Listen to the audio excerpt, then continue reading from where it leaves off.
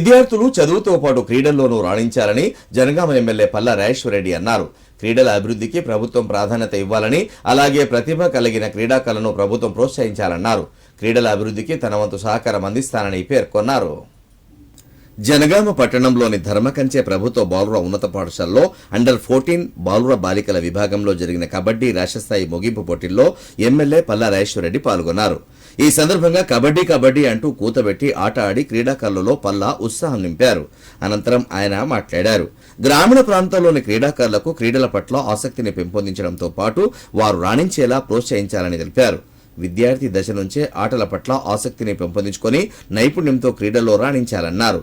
జిల్లా నుంచి పోటీలకు అర్హత సాధించే విద్యార్థులకు సహకారం అందిస్తానని పేర్కొన్నారు.